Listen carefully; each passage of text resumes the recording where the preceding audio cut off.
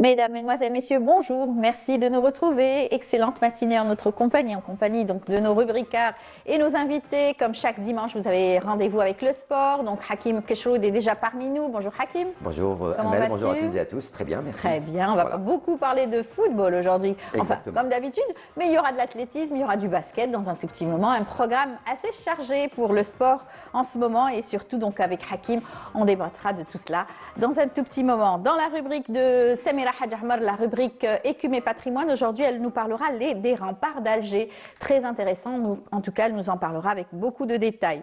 Nous aurons également parlé du programme du mois de Ramadan, bien entendu. Ça y est, c'est à nos portes, donc on en parlera avec beaucoup de plaisir. Donc la 4e édition du Thé Show. C'est un thé show, c'est donc un jeu de mots. Ça sera du 25 février au 14 mars, en tout cas un programme très intéressant. On en parlera avec nos invités.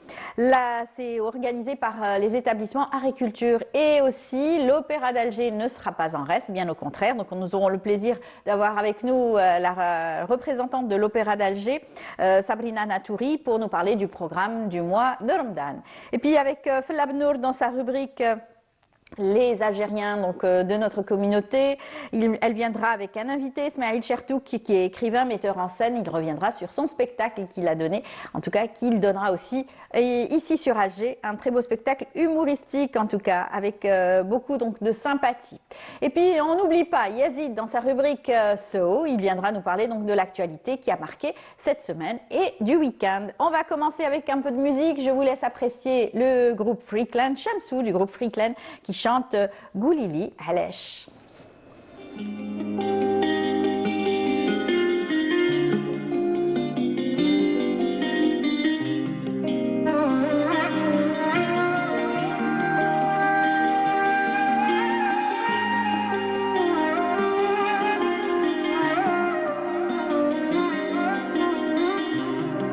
أنا اللي نشقى وانتي اللي تلقايه، أنا اللي بردان وانتي اللي تدفايه، أنا اللي نبكي وانتي اللي تزهاي وتقولي مات اللي فات.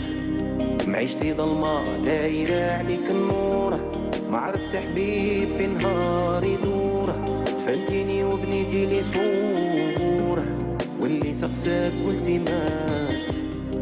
مشيت معاك بالصفا والنية، ضحيتي ليا عدواب ليا، حتى انا يا عيت ماذا بيا، نمشي نداوي الكيادة نوكل ربينا ماذا بيا، نشوف شاديري انتي بلا بيا، انتي اللي بغيتي تذوقي المور يا مون امور. يا قولي لي علاش انتي هكذا،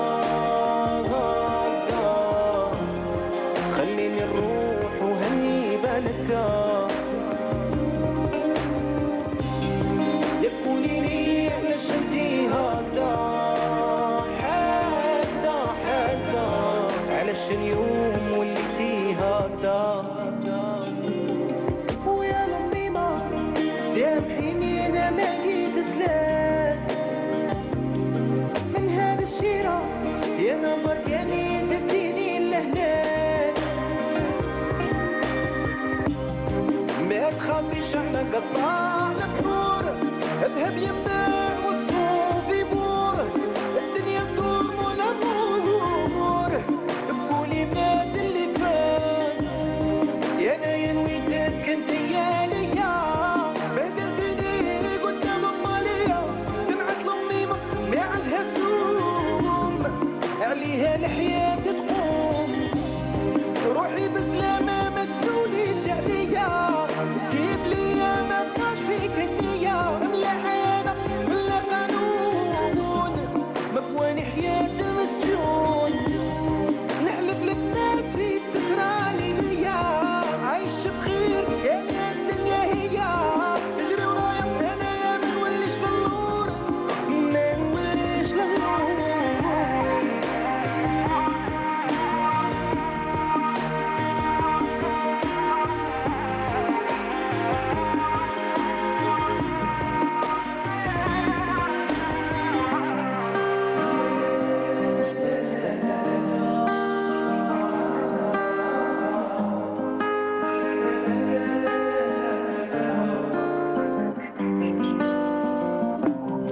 يا تقولي لي علاش انتي هكذا هكذا خليني نروح وهني بالك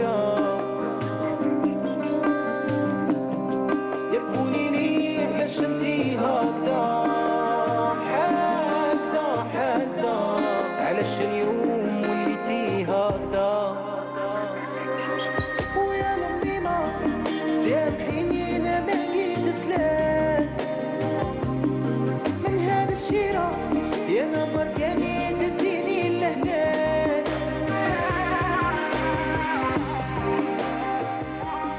Voilà, on vous a réveillé tout en douceur pour nous suivre, n'est-ce pas, Hakim? C'est une belle chanson. Bah oui, ça Ouais. permet de se concentrer, de bien La se réveiller Shamsou, le qui matin. est un Shamsou. artiste qu'on aime beaucoup, en tout cas, j'espère qu'on aura bientôt l'occasion de le recevoir sur nos plateaux. Hakim, tu es en forme? Oui.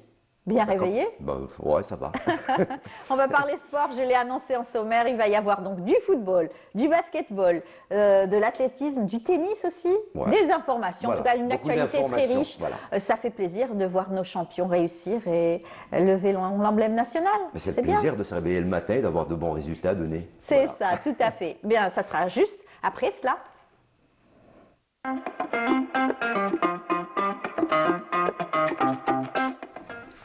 Alors, on va commencer avec le football, bien évidemment, Hakim. Exactement. Et avec un événement, l'événement de la semaine, Oui. c'est cette création, la réception de la délégation donc de la RAST, de la République arabe sahraoui démocratique, Ouais. pour la création de leur fédération de football. Ça s'est passé mercredi à Alger en présence de plusieurs personnalités, de l'ambassadeur donc de la RAST en Algérie, mais également du directeur central sahraoui des sports, Monsieur Sid Ahmed El Tahili, qui a qualifié cette initiative donc à l'image donc de l'équipe du FLN Bien qui oui. elle avait tout fait pour faire entendre la voix du peuple algérien pour la décolonisation, bien sûr pour la liberté de l'Algérie, le sport qui a toujours œuvré et travaillé pour faire entendre la voix des peuples.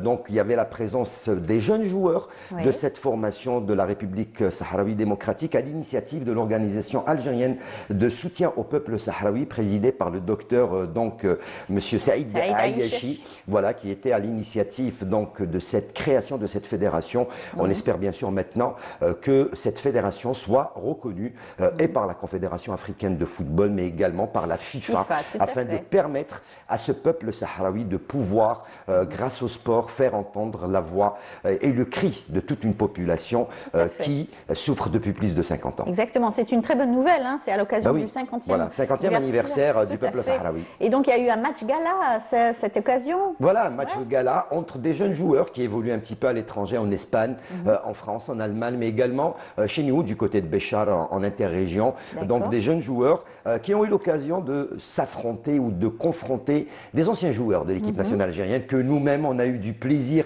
à revoir, hein, donc à l'image, bien sûr, de l'international Mohamed Amin Zemamouche, Oui. de Babouche, de Belamri, mais également de Hadj Issa, donc des anciens joueurs qui ont fait et Oui. qui ont fièrement porté les couleurs algériennes. Un match qui s'est soldé par un score nul.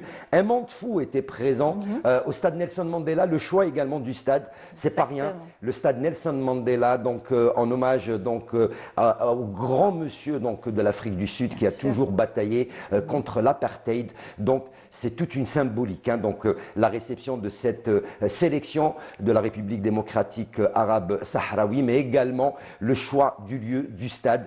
Donc c'est une symbolique pour pouvoir et permettre à tout un peuple C'est d'être une fier. symbolique, C'est une tu sais, grosse, très grande ça symbolique. va rester dans l'histoire. C'est Ah, ça toujours restera dans l'Algérie l'histoire, voilà. qui accueille justement et qui donne l'occasion à ces peuples donc de réagir sur la scène internationale. Oui, n'est-ce pas? l'Algérie qui a toujours été derrière ces peuples opprimés, elle qui l'a été pendant des décennies, donc des ça. années, l'Algérie, donc elle aujourd'hui est toujours derrière ces peuples opprimés, à fait l'image de la plaisir. Palestine, à l'image donc Voilà. de la RAST. Donc, donc nous sommes fiers de permettre à cette population d'exister sur le plan international. Voilà, cette reconnaissance. Avec bien sûr cette nouvelle fédération. Cette nouvelle fédération qui, on l'espère, donc pourra démarrer et pourra être donc intégrée à la Confédération africaine de football Compétitive, en tout cas. voilà, pour permettre donc à ces jeunes de pouvoir s'exprimer sur le plan continental et international. Inch'Allah. Très Inch'Allah. bien. On va continuer encore une fois avec toujours de l'actualité footballistique, n'est-ce pas? Oui, mais cette fois-ci avec la Ligue des Champions. Ah bah la oui. déception. Il y a La beaucoup déception. de déceptions. Voilà, la Alors, déception, on s'y attendait. Ce qui nous a marqué, c'est bien sûr l'équipe de Mouloudia qui a été bien sûr suivie de très près avec les supporters qui ont accompagné l'équipe jusqu'à l'aéroport. Oui, n'est-ce un peu pas? plus de 20 000 supporters ont fait le déplacement Oui. derrière leur formation. C'est vrai qu'il ne fallait qu'un match nul au Mouloudia d'Alger pour se qualifier au prochain tour. Malheureusement, jouer en Afrique, jouer donc en Afrique du Sud et face au Mamelodi Sundowns, c'est pas n'importe quelle équipe. Hein, donc c'est une grosse cylindrée. Le Mouloudia d'Alger a été battu sur le score de 2-0 et à l'image de la GS Kabylie, elle aussi éliminée. Donc les deux représentants algériens à cette prestigieuse compétition continentale sont éliminés de la compétition. Ce sera peut-être pour l'année prochaine, donc on l'espère. C'est dommage, c'est dommage. Donc il y avait beaucoup d'espérance de la part des supporters des deux formations et du Mouloudia d'Alger et de la GS Kabylie de voir leurs équipes donc passer au moins le premier tour, hein, donc passer au moins cette phase de poule et aller en quart de finale et pourquoi pas tenter d'aller décrocher ce trophée après lequel tous les clubs algériens sont en train de courir hein, donc pendant des années, donc on n'arrive pas encore à aller décrocher ce trophée de la Ligue des champions africaine qui et pourtant, reste. Il y a des talents. Hein, il y a des talents, il y a beaucoup de talents, il y a de très très belles formations algériennes qui ont pris part à cette compétition à l'image de l'USMA, à l'image du Chabab Riadi de Belouizdad, à l'image de la GS4, de l'entente de Sétif. Plusieurs équipes ont déjà tenté d'aller décrocher ce trophée qui reste encore très très loin. En tout cas, ce sont des exercices intéressants hein, pour les équipes et pour nos joueurs, parce que c'est là où on arrive à découvrir de nouveaux talents. Exactement, mais bon, ça reste encore sur le plan continental. On a encore des difficultés à pouvoir s'affirmer et prendre le dessus sur ces équipes africaines. Tout ça à cause de quoi? À cause bien sûr de la continuité, à cause d'un programme riche, d'un travail qui se fait en amont. Et donc, nous, malheureusement, c'est... Voilà, on n'a pas. L'Algérie, c'est grand, donc on a beaucoup de clubs. Il y a énormément de clubs, il y a énormément de compétitions, il y a énormément de compétitivité entre les clubs algériens. Hein, donc, pour aller disputer ces compétitions continentales et arabes, on a encore du mal à s'imposer sur le plan, sur l'échelle donc continentale et arabe. Mais on l'espère que ça va venir. Tous nos espoirs sont sur le CRB, c'est cela? Sur en Coupe de la Confédération africaine, sur deux clubs. L'USMA d'Alger et le Chabab Riadi de Belouizdad, qui eux, pour leur part, pour l'instant, sont pratiquement qualifiés. L'USMA a officialisé sa qualification malgré son match nul 0 partout hier face au club olympique Safi. L'USMA d'Alger reste en tête de son groupe A avec 14 points, donc 6 victoires, 5 matchs gagnés donc, pour l'USMA d'Alger. Et puis ce soir, on attendra donc le Chabab Riadi de Belouizdad qui lui donc recevra l'équipe congolaise de l'Auto Doyo donc à partir de 17h au stade Nelson Mandela de Berraqi. Le Chabab Riadi de Belouizdad lui aussi dans le groupe C est en tête de ce classement avec 4 victoires et une seule défaite, 12 points, un seul point, un match nul qualifierait donc pratiquement le Chabab Riadi de Belouizdad pour le prochain tour de cette compétition continentale qui est la Coupe de la Confédération africaine. Très bien. La satisfaction, donc tout le monde, on sera tous derrière ces deux équipes qui en sont encore. On leur souhaite bonne chance, voilà, bon qui courage. sont encore dans cette compétition continentale. Voilà, on a de l'espoir. On a beaucoup d'espoir. Déjà que l'USMA d'Alger s'est qualifié, certainement ce soir, les Belouizdadi vont fêter officiellement cette qualification au prochain tour des Belouizdadi. Très bien. Alors on va parler de Ligue 1, c'est ça? Ligue 1, 19e journée, 3 semaines déjà, à cause des compétitions continentales. Voilà, que le ça a pris du retard. que le championnat est amputé de 4 matchs à chaque fois, donc depuis 4 semaines.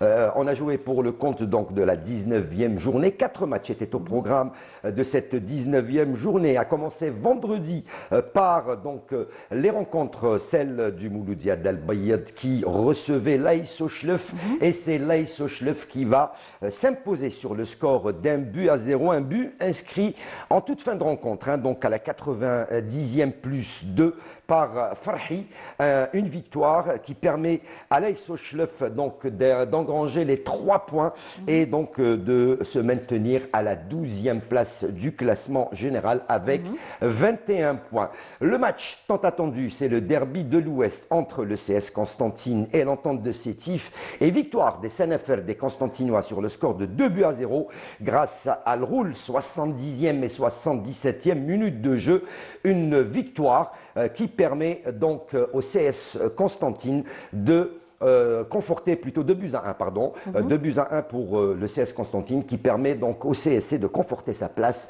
de dauphin juste derrière le Mouloudia d'Alger avec 32 points au classement général et donc le Mouloudia qui lui reste encore 4 matchs en retard. Hein. Donc il y a beaucoup de clubs qui ont des matchs en retard et là on va assister au superbe deuxième but signé donc El Roule, 77e minute de jeu, victoire du CSC sur l'entente de Sétif sur le score de 2 buts à 1.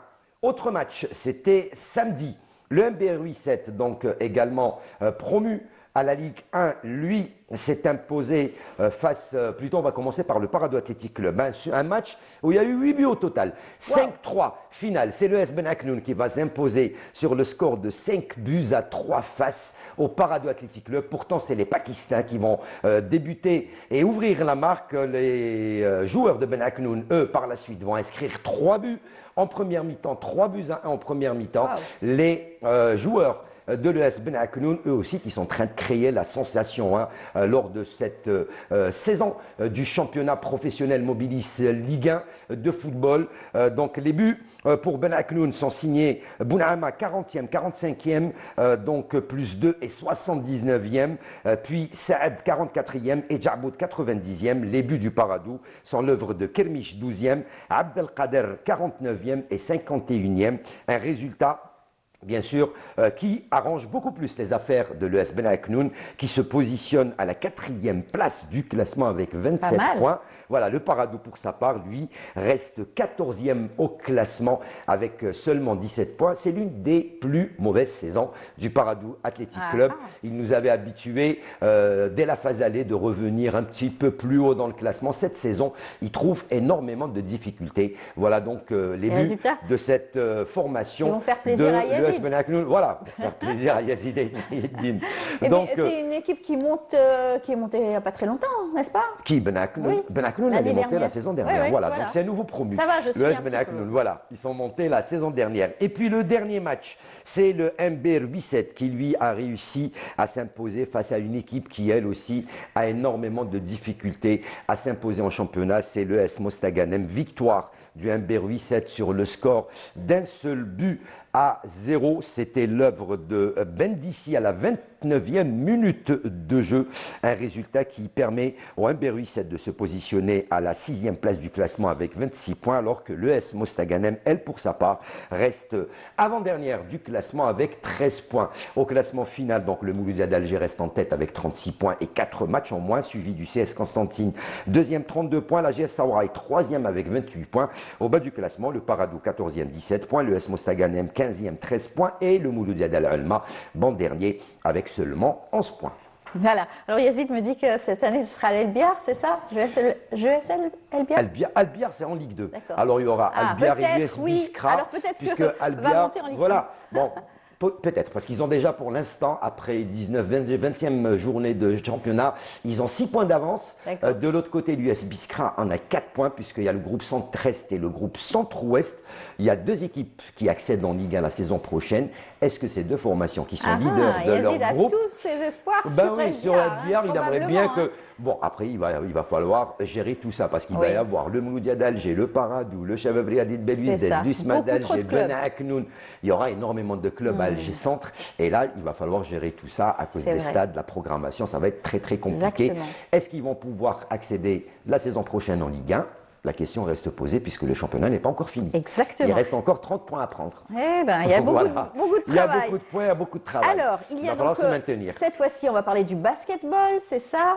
Basketball avec la Super Coupe d'Algérie. Hier déjà, il y a eu un beau match. Qui s'est disputé hier. Il y a eu 2 très beaux matchs. Donc 2 très très beaux matchs avec le détenteur donc, du championnat et de la Coupe, le MB Staweli, qui lui s'est imposé après 2 prolongations face au Netsar Hussein Dey sur le score de 92 à 95. Et puis chez les dames, le groupement de Cossider, lui, s'est imposé sur le score de 67 à 39 face aux filles du Hussein Dey Marine. Les résultats, bien sûr, et les matchs vous pourrez les découvrir demain dans l'émission 52 chrono en compagnie de Mokhtar Hamani. Parfait. Voilà, à partir de 18h. L'actualité sportive est assez complète. On va continuer avec l'athlétisme encore, avec de bonnes nouvelles. Eh oui, bonne nouvelle, encore une fois. Un record. Mohamed Ali Gouaned qui bat encore son propre record, hein, donc national. Il l'avait battu la semaine dernière avec 1 minute 45 secondes et 10 centièmes lors du meeting en salle de l'Or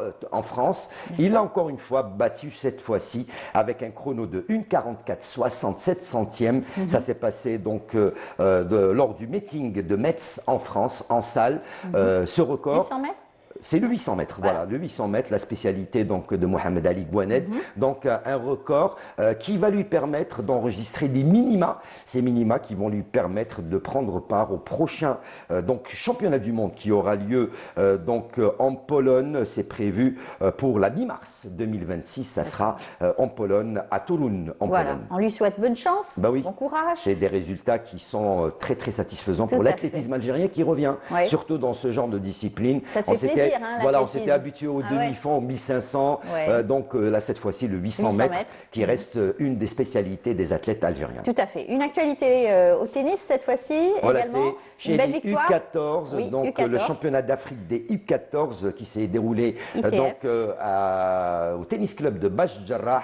Et c'est le jeune Algérien Adam Ali Moussa qui s'impose 6-2, 6-4 en finale de ce tournoi ITF catégorie U14 ans. Là aussi, africaine. voilà, donc finale du championnat d'Afrique, donc circuit africain. Et donc c'est un excellent résultat également pour le tennis algérien, surtout chez les jeunes catégories qu'il va falloir également beaucoup promouvoir, encourager et Tout à fait. promouvoir. On reste avec bien sûr cette catégorie jeune, avec ce sport En natation, aussi, en natation. en natation Un à Sétif, très beau résultat le aussi très avec très ces bon jeunes. résultat. Bon, c'est vrai que ça s'est passé à Sétif. Chez les jeunes catégories, on découvre 2 semaines, 2 mois en mois de nouvelles pépites, de nouveaux jeunes décrochés. Donc j'ai oublié son prénom, médailles. mais les médailles, 5 médailles à lui seul. Il a décroché 5 médailles donc aux 400 mètres au relais. Donc c'est déjà un futur champion. Il va falloir lui donner les moyens, l'encourager, leur donner surtout les moyens. Vous savez que le président de la République a insisté sur la promotion du sport chez les jeunes. C'est une priorité pour donc le président de la République, M. Abdelmajid Tebboune, Tout à fait. promouvoir le sport chez les jeunes. C'est une priorité, c'est un ordre qu'il avait donné aux instances sportives algériennes. Et puis ça fait plaisir parce que les résultats sont là et ils en veulent, hein, ces Ah ben jeunes. oui, hein. ces Donc jeunes, on ils aura sont- peut-être l'occasion de les recevoir, pourquoi pas. Ah ben ces oui. petits jeunes là. On donc, les de recevra Sétif, avec plaisir, c'est notre nageurs. rôle de les mettre en valeur et puis de leur donner la parole et de savoir jusqu'où ils veulent aller, mais on sait qu'ils veulent tous devenir champions du monde, champions Eh ben. olympiques, bien sûr, aller participer Eh ben, on est à un content. championnat du monde ou à un championnat olympique. Tout à fait. Et puis ils sont fiers parce qu'aujourd'hui on les voit hein, sur les réseaux sociaux. Ah oui. Ils sont tout contents de L'avantage aujourd'hui d'avoir les mettre, réseaux, de fièrement lever l'emblème L'emblème national. national et montrer leur médaille, hein, leur victoire. Voilà. Exactement. C'est une Merci fierté pour beaucoup eux. Hakim. C'est moi, Donc c'était un plaisir. on se dit à très vite. À très vite. Inch'Allah. Bon, ce sera Ramadan, on durant donnera le mois les horaires de Ramadan. Alors, bien sûr, ce sera à Ramadan, partir de 16h. les émissions, ce sera à partir de 16h. Toutes les émissions sport de Canal Algérie seront à partir de 16h, que ce soit Canal Foot, 52 chrono ou Très Parlons bien. Sport. Très bien. Merci Voilà, beaucoup, c'est moi. Hakim, pour toutes ces informations sportives. Excellente journée à toi. Merci. Et puis, à très vite. On rappellera, le prochain rendez-vous sport, c'est ce lundi avec Mokhtar Mokhtar Hamani, Hamani. 52 chrono. Très bien, parfait. Dernière émission sport avant le mois de Ramadan. D'accord, parfait. Eh bien, on continue. Je vous invite tout de suite à suivre ce reportage signé Lami Abdouda qui nous fait découvrir un couple, donc rencontre avec 2 artistes à la Casbah. On se retrouve juste après. Au cœur de la mythique Casbah d'Alger, une petite boutique attire l'œil et le cœur. Chez Mus, l'art et la manière, chaque objet narre une histoire, celle d'un patrimoine vivant et d'un savoir-faire. Ce passionné travaille des toiles, mais aussi du cuivre repoussé. انا شفي نخدم لوحات جيتي يعني لا بانتور ونخدم دي طابلو اون كويفر بوكو بليس لي نخدم طابلو تاع النحاس باتريمون لا بليبار كيما الطابلو هذاك اللي عندنا الهيكا هذيك الشيخ بوعمامه مع لاله فاطمه نتشومره وكانوا دي طابلو بزاف كيما الطابلو لا والهيكا هذيك مدينه الجزائر في 1827 وفيما يخص يعني المدينه هذه اللي رانا باسكو لو مون دو كاسبا سيتي ان مون تركي بالدرجه تاعنا سي لو بالي هو القصبه. اما هذه سي مدينه الجزائر تبنات 960 وفيها يعني يعني كل حومه فيها حرفيين. Dans cet espace partagé avec une autre artiste, l'art se décline sous de magnifiques maniers à l'effigie du kérékou, ce costume traditionnel emblématique, mais aussi de petites toiles peintes à la main représentant de charmants petits palais évoquant l'art architectural de la Casbah. نخدم لي مانيات تاع التوال سون كرياسيون كي درتهم درت لي مانيات تانيك تاع الكيريكو لافيس كيريكو افيك لي اسي انوكسيدابل درت تانيك لي مانيات تانيك تاع الكوكياج دونك هادي كاع سي ما كرياسيون يجوا لي زيترونجي هنا عندنا هنايا لا بتيت لاتولي تاع لاغي مانيير كيجوا هنايا يعجبوهم لي ماغنيت. Ici, le souvenir devient poésie. On n'achète pas simplement un objet, mais on emporte avec soi un fragment d'histoire. On allait dans le désert, c'était un endroit vraiment splendide, merveilleux. C'était vraiment une déconnexion totale de la vie de tous les jours. Ensuite, on est revenu sur Alger et on a fait un petit tour à la Casbah du coup. Et là, on visite un peu les cultures, l'histoire. Et on s'est arrêté dans un petit commerçant qui vend des petites choses artisanales, donc comme des petits savons qu'on peut mettre dans les armoires pour sentir et ils sentent vraiment vraiment très bon. On est allé à Taguit, dans le désert. Donc voilà, on avait déjà vu quelques vidéos sur les réseaux sociaux, TikTok, Instagram. Mais en fait, quand on est sur place, c'est une autre atmosphère. C'est vraiment autre chose. On est déconnecté du monde, les paysages, les personnes là-bas et puis la simplicité des gens. Et ici, c'est incroyable. Vraiment, venez, vraiment incroyable. Donc, on a fait le désert, c'était magique. Les enfants en ont pris plein les yeux, on fait plein d'activités. Et là, on finit nos vacances donc sur Alger. Et notre dernière journée, on l'a laissée pour la Casbah. Voilà. On est des adeptes des petites choses traditionnelles pour faire travailler les petits commerçants, faire tenir les choses comme ça pour pouvoir continuer et montrer au monde entier. Nous, on connaît, mais le monde entier, on a vraiment un très très beau pays. À travers ces objets délicats, c'est tout un pan de l'identité culturelle qui se raconte. Une manière élégante de faire vivre le patrimoine autrement au cœur de la Casbah. Magnifique, en tout cas, cette belle ambiance à la Casbah. On en reparlera, bien sûr, de la Casbah avec la sortie d'un livre, avec aussi la journée mondiale donc, de la Casbah et sur la journée nationale de la Casbah. Et avec nous, Samira, elle va nous parler des remparts d'Alger dans un tout petit moment. Samira, bonjour. Bonjour. Mais tu as raison, la Casbah, elle est mondiale. Oui. Elles viennent de partout, du monde entier pour la visiter et de plus en plus de monde. Classé au patrimoine mondial. Classé depuis 1980, tout le secteur, jusqu'à de la haute à la basse Casbah. Exactement. Depuis 1992. Ça va, Samira? Oui, très bien. Très bien. Tu vas nous parler dans un petit moment des remparts d'Alger. Oui, la Hiote. Dans un moment. Yazid est parmi nous aussi. Oui, bonjour Yazid. bonjour, comment ça va? Ça va, vous allez La bien? belle, très bien. Oui, la Casbah, oui, mais vraiment, j'ai pas été. C'est un ça beau fait portage. une semaine. Ça me manque un petit peu la Casbah. C'est vrai, Yazid passe toujours par la Casbah. Qu'il y ait quand même le musée de la Casbah qui parlera de ces enfants de la Casbah, des artistes, des écrivains, de Bar, de Ismaïl Jafar, de Racine, de Momo, de l'Anqa. Vraiment, c'est un vivier d'artistes. Il faut développer. Alors aujourd'hui, tu vas nous parler de l'actualité dans un tout petit moment de plantation. Exactement. Après So, d'ailleurs, de Yazid, tout de suite. La musique.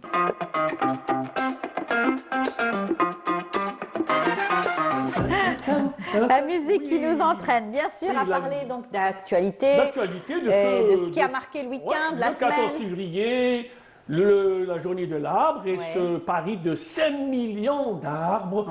Il y a des arbres forestiers, des arbres d'ornement.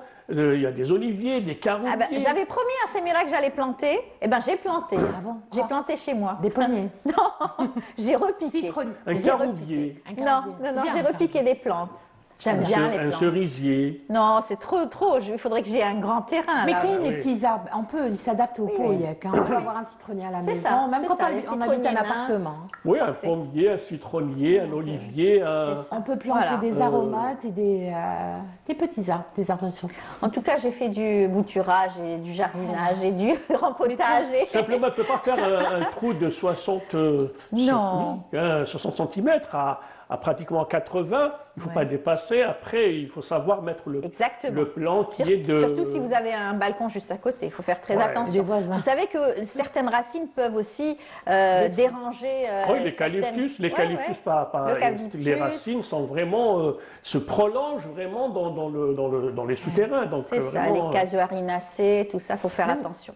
Même quand on met une espèce de cerclage. Oui, ça Donc en détruit. fait, il y a eu 71% d'arbres forestiers, il y a eu 20% d'arbres fruitiers, notamment le pommier, le cerisier, et puis il y a également 3% d'arbres d'ornement. Donc ceux qui veulent... C'est beau. Oui, c'est très beau. Et puis il y a également d'autres... ça dépend les régions. Il y a des régions où il y avait pratiquement peuplé d'oliviers. Il y a le caroubier qui revient parce que l'Algérie a été aussi... beaucoup de bienfaits. Oui, il y a beaucoup de caroubier. Le caroub, c'est très très important. Donc beaucoup de monde ont participé, ont contribué avec la DGF et avec l'association Khadra Bi'idhnillah, Donc, avec il y a eu, Fouad. oui, il y a eu d'autres associations aussi dédiées à l'environnement et à la biodiversité qui ont pris part à ce grand moment dédié à l'amour de l'art. De partage et de Samira était beaucoup plus sur le 14 On peut février. les deux, on peut les deux. On peut aide Shagara et de Hob. Oui, bien sûr. On peut. Ben oui, il y a eu avec aussi la un poésie, vivant hein. Kachadara. Tu aurais été contente si tu avais reçu un arbre, bien sûr. Bah, j'ai pas où le planter. Moi, j'habite un immeuble. Ah, on remarque, même Ben, pas. juste à même pas en côté, bas. pas loin du parc zoologique, il y a quand Ouais. même. Et puis ce qui est important au parc zoologique, c'est qu'actuellement, il y a eu beaucoup d'arbres qui sont tombés suite aux rafales de vent. C'est vrai. Et donc, il Ils ont été remplacés. Oui, ils ont été remplacés. Il y a beaucoup de monde qui ont planté, notamment les Il y a eu- travailleurs du parc Moi, zoologique si je peux donner et la l'exemple de DGF. l'Iran, Oui. l'Iran qui a réussi à changer son climat, ils ont un microclimat, en plantant tous les 5 mètres un arbre. Donc, ils ont réussi à inverser. microclimat. Oui, agréable. Bah Ce qui oui. fait que c'est agréable toute Dans l'année. Oui, il faut Certaines villes, c'est respecter une important. surface entre l'arbre 5 et un mètres. autre. Il y a Bien quand même sûr, il y a Entre des un arbre et un arbre, règles. c'est 5 mètres et c'est puni c'est du pénal. Hein. D'accord. Quand on touche ou on détruit un arbre. Mais ce qui est environ. important chez nous, c'est que le barrage vert était aussi Important.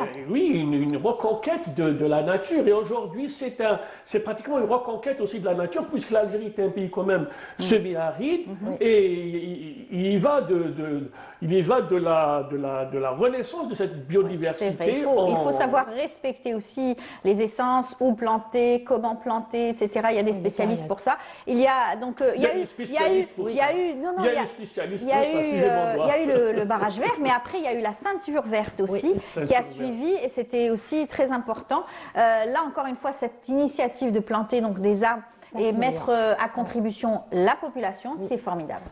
Et puis le matin, quand on sort comme ça, et on voit un arbre en face et on lui parle, c'est vraiment magnifique. On peut le serrer dans Oui, sa on peut le serrer. Il y a vraiment, c'est de Comme l'arbre-thérapie, ça existe. Ben, vraiment, faut l'essayer. En tout cas, tu n'es pas dans le faux, puisqu'il y a des spécialistes qui ont travaillé au Canada et bien aussi sur la parole des arbres. Ils ont enregistré certains mouvements, certaines fréquences. Oui, il paraît. d'où le roman polyphonique de Mohamed Dib, L'arbre à dire. Oui, L'arbre à dire, avec le personnage de Il y a des Lady Bell. scientifiques qui travaillent sur cela. Comme il est prouvé que les oiseaux impactent sur le chant des oiseaux, sur la nature. Ça, je suis plus d'accord. Ouais. Je suis tout à fait d'accord. Tout est relié. Tout est connecté en fait. Voilà, entre c'est les magnifique. entités vivantes, il y a toute une connexion Et la nature. entre les arbres, les oiseaux, l'être humain.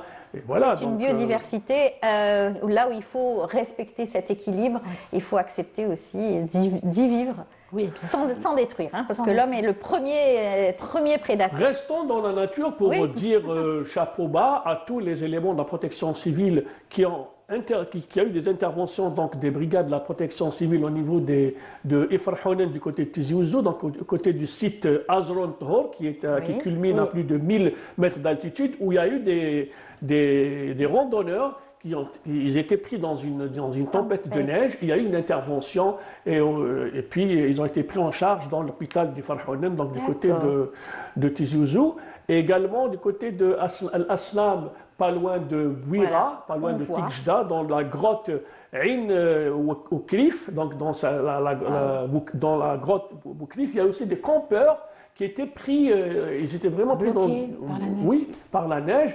Et grâce à la protection civile, aux éléments de la protection civile, ils ont été sauvés. Donc voilà, par rapport à la neige.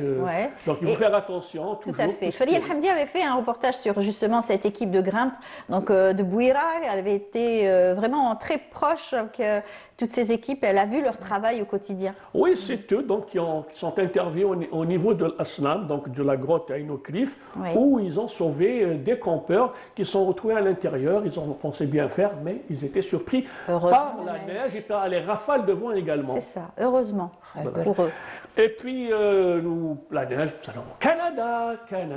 Et puis là, il y a notre ami, le soprano, le baryton Mohamed Yassine Yahyaoui, qui a été sélectionné aux demi-finales des Voix d'Afrique d'opéra. À Paris, c'est prévu pour le mois de mars prochain. Donc, chapeau et qui actuellement suit ses études de pharmacie au Canada. Et, donc, on a aussi notre cantatrice Fayrouz Oudida au Canada, qu'on salue, elle aussi, qu'on a eu plaisir à recevoir. Donc, il y a toute une connexion de stars qui sont au Canada. On leur dit bonjour. Voilà. C'est ça. Et pour terminer, restons dans la musique, puisque j'ai choisi pour vous donc de la nostalgie, souvenir, pour revenir à une chanson dédiée à la fable de La Fontaine. C'est Bel Yazid, qui veut dire le coq, et c'est l'histoire du renard et du coq, et c'est Sadek Abdjaoui, le ténor de la musique andalouse, donc le ténor Sadek Abdjaoui de Béjaïa, et puis Abdelwahab Abdjaoui, qui ont fait cette opérette intitulée Ah Bel Yazid. Nous allons l'écouter. محمد الشان واقي قخة من ضداو غيرك وانسر خاقر في اللجاب والدار وحما تبغي طاق جنتي سامت السدار بني يزيد حملك اللي غيماني بني يزيد Donc c'était en fait c'était une petite opérette entre le coq et le renard. C'est Sadek Abdjaoui, donc qui est connu pour être l'un des gardiens de la musique andalouse, mais il avait aussi d'autres styles, d'autres genres dans la musique kabyle. Donc il a chanté avec un autre ténor de la musique, c'est Abdelwahab Abdjaoui. Et rappelons que cette chanson, qui date de 1946-47, je pense, a été remise au goût du jour par Koussaïla et Yassine Idress. Et vraiment, c'était un peu de blues. Ils en ont fait vraiment un titre magnifique. On va l'écouter ? Nous allons l'écouter. Voilà. Super. En tout cas...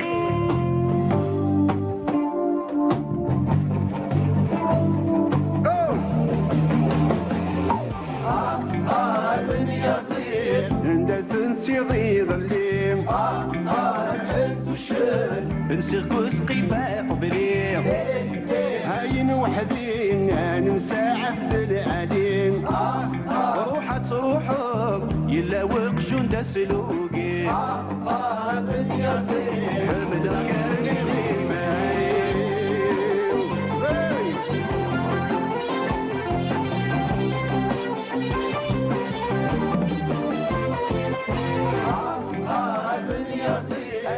Magnifique. Abel Magnifique. Yazid, voilà. Quand j'étais petit, comme je m'appelle Yazid, Ouais. j'avais mon oncle qui à chaque fois quand il rentre, il me dit Abel Yazid. Voilà. Maintenant, tu sais pourquoi. Et voilà. Voilà, une très belle version, l'ancienne bien sûr, qui reste du patrimoine, et la nouvelle Même la version nouvelle est bien. artistique, Oui, absolument, oui, avec des instruments avec les modernes. instruments, avec Des arrangements. les chœurs, etc. C'est vraiment magnifique. Et puis, Magnifique. de Merci toute façon, Yazid. c'est le seul moyen de préserver. C'est aussi de fusionner avec d'autres Avec ça. instruments. Ah oui, Super. c'est vrai. Ça. Super. En tout cas, beau moment donc de découverte avec toi, Yazid. Merci beaucoup. C'est la La fin. frita, c'est bon. Frita. on va passer à Samira tout de suite pour Samira, la rubrique écume et patrimoine.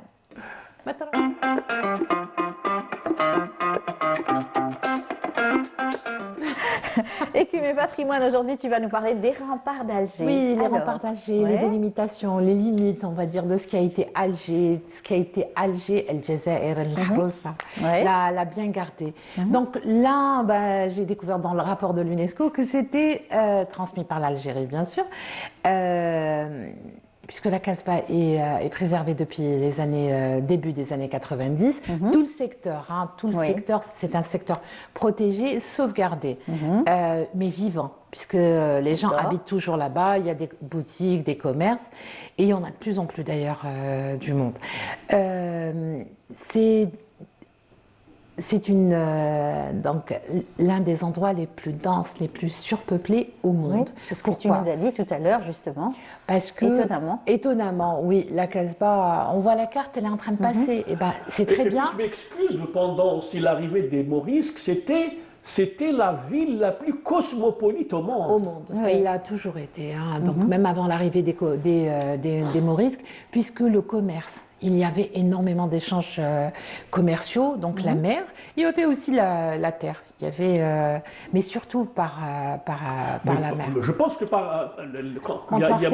quand on lit par exemple Cervantes ou Haïdo, etc., on retrouve en fait l'apport des Morisques aussi, on trouve aussi l'apport d'autres populations. Il y avait une vie intense, une vie culturelle, commerciale. C'est ça. Alors les Morisques, ils vivaient en extramuros, ils travaillaient dans la Casbah pendant la journée, mais qui étaient, on va dire, vers l'extérieur. Mais bon, après, il y a eu un mélange de population. De toute façon, la Casbah fermait ses portes. Il y avait plusieurs portes. Donc le soir, tout était fermé. Oui, et la porte la plus dangereuse était celle de Bab Azoun. D'accord. Officiellement, oui, il y a encore les vestiges de la caserne modifiée, bien sûr, des janissaires, Djesh Nkishari, qui se trouve, c'est mitoyen au Théâtre National d'Algérie. Il y avait les remparts, en fait, suivent. J'aurais aimé qu'on montre la carte qui est apparue en premier. Ce sont les remparts donc qu'on voit. À la base, les Ottomans n'ont pas inventé les remparts d'Alger. Les remparts d'Alger ont existé déjà à la naissance avec le comptoir phénicien. Les Romains, Nicosie d'abord, ensuite Icosium. Icosium surtout sur, on va dire, la basse Casbah, peut-être même jusqu'au boulevard Che Guevara actuellement. On dit qu'il est surélevé parce qu'il serait construit sur les anciens vestiges, sur les anciens remparts de la mer d'Alger. Voilà. Ça, c'est un aqueduc. Ça, c'est la haute Casbah. Ça a été rajouté par les Ottomans. En fait, ce qu'ils ont fait, les Ottomans, quand ils sont arrivés vers 1510, et c'est le Pacha Hassan qui s'en est occupé, il a fait un prolongement des remparts. À la base, il y avait la Médina, ce qui a été construit par Bolorin ibn Mezranna, donc une Médina berbère qui arrivait jusqu'à la mosquée Sidi Ramadan, jusqu'à Sarkaji actuellement. En fait, ça allait en pointe comme ça.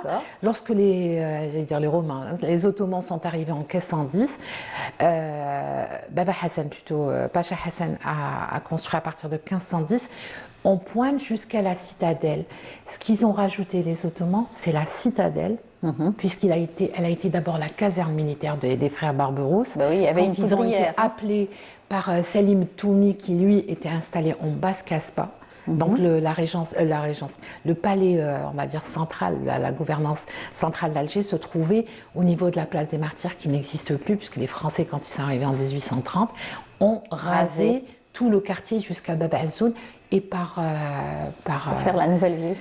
Par extension, ils ont détruit pratiquement tous les remparts. Il n'existe mosquée pas la Saïda, ceinture. Oui, la mosquée Saïda, mais même tous les commerces, tous les quartiers. Les gens étaient organisés en quartiers. Il y avait le quartier des intellectuels, des sbarines, chaque artisan avait son propre quartier, sa propre mosquée, sa propre fontaine. Et puis tout ça était ceinturé à l'époque déjà berbère, vers 950, 10e siècle, par une ceinture. D'abord, on va dire, bon, ça a évolué avec le mode, on va dire l'industrialisation, avec la création de nouvelles armes, les canons, à l'époque des Berbères. Donc c'était des remparts qui n'étaient pas très faits pour des flèches, des échelles, pour éviter de se faire attaquer. Je parle des voies terrestres, hein, pas maritimes. Se faire attaquer par un armement, on va dire, pas aussi sophistiqué qu'à partir du XVIe siècle. Les Ottomans sont arrivés, ils ont rajouté la pierre de taille, qui à la base sont allés la puiser tout autour, puisqu'il y avait les restes des vestiges romains, qu'on a découvert notamment pendant la construction du métro d'Alger. Donc il y a eu énormément de fouilles, mais notamment pendant quand ils ont creusé pour le métro, et ils sont allés aussi à Délice. Donc la Casbah d'Elis, ils sont ramenés, et tout autour, hein, là où il y avait du vestige romain, ils sont allés, ils ont ramené de la pierre de taille, et ils ont construit les remparts d'Alger. Donc c'est un système de défensif qui commence, si on veut, les Ottomans ont installé la forme qu'on connaît aujourd'hui, triangulaire. La pointe, c'est le palais du Dey, la citadelle. Tout le complexe, c'est pas un seul monument, c'est un complexe de monuments. Ça relève du génie militaire. Ça relève, ce que les Ottomans ont fait, c'est magnifique. Ce que les Français ont fait, c'est pas très joli, puisqu'ils ont tracé une route en plein milieu. Ils ont dû détruire plein de choses pour faire passer des routes. Ce qu'ils ont fait pour la base Casbah, ils l'ont fait en hauteur. Rappelez que la Casbah, ce qui est classé au patrimoine de l'UNESCO, c'est 110 hectares. Et ce qui reste, on va dire, en fait c'est 54, c'est entre 45 et 54 hectares. Il y a une photographie de la période de la guerre où on voit pratiquement ces remparts. C'est vrai. On les voit parce qu'il y a eu des dans des films d'histoire, dans des livres d'histoire. Gravure. C'est ça. C'est une gravure. Ce sont des gravures. Elles sont magnifiques. À l'époque, oui, elle a coûté très cher. Hein, elle coûte très cher cette photo. Elle est anonyme, on ne sait pas à qui elle appartient, mais elle a été faite. Chasserio, on l'a vu. J'ai mis une photo. Elle est signée. Chasserio, c'est celui qui a construit la rampe. Enfin, tout le boulevard. Voilà, le front de mer. On rappelle que si les Ottomans sont venus, c'est parce que Selim Toumi avait besoin d'aide contre les Espagnols qui attaquaient Alger. Que ces remparts ont servi depuis le début de l'histoire de la Casbah, pour le de la le pénombre d'Alger. On a été attaqué par d'abord les Espagnols, les Anglais, les Français plusieurs fois avant 1830, et que ces remparts ont servi. Les Ottomans sont arrivés parce que Selim Toumi voulait se débarrasser des Espagnols, dont les vestiges persistent, c'est Bochfnar, c'est l'ancienne forteresse. Et que la destruction de la forteresse justement qui est espagnole a servi aussi à consolider d'abord le premier port d'Alger, la jetée Kheddin Barberousse. On peut en dire beaucoup de choses. On y reviendra, Samira, bien sûr. Mais dire qu'il reste encore quelques vestiges qu'on voit sur la haute Casbah, et puis un peu plus bas du côté de la place des Martyrs, pas loin du métro, du métro, et qu'il faut regarder avec attention parce que c'est ce qui faisait la magie et les légendes, parce qu'on dit que quand les Français sont arrivés en 1830, sous Alger, il y a un réseau de tunnels. Et dans ce réseau de tunnels, les Ottomans, les rois d'Alger, auraient caché un trésor dans les murs. On ira le chercher. C'est ça, on ira le chercher. Moi, à mon avis, les Français, ils ont tout raflé. Merci beaucoup, Samira. Merci Yazid. Samira, on continuera donc demain. On te retrouvera avec beaucoup de plaisir. Eh bien, merci, c'est la fin de l'émission, enfin, de votre rubrique, tous les deux. Voilà. C'est Yazid, on va apprécier la chanson donc, de Rachid Kousseïla. C'est une belle chanson, on revient sur cette belle chanson et on se retrouve juste après. Merci beaucoup.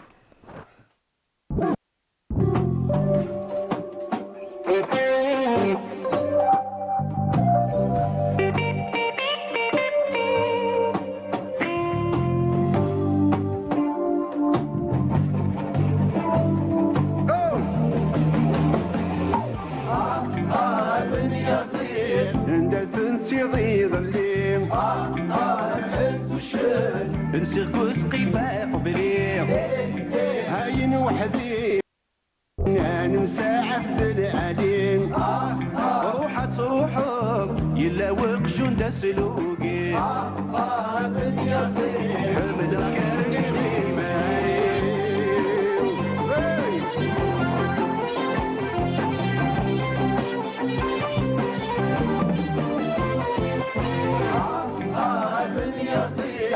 اني ذات نسيض العشاء الحد والشام انسى من ددام بغيغك وانساك خقق في الكلاب والدام روح ما تروح زاخ شنتي سما السدام بن يصير حملك كاني غيماني انت تعاول ضاكاكي غير حجمه يخاف ربي ما نروح ذيب انا مساعة فاولي ذيب ايما تدوضي الا وقت ندم ربي بالياسين حرك الغيماني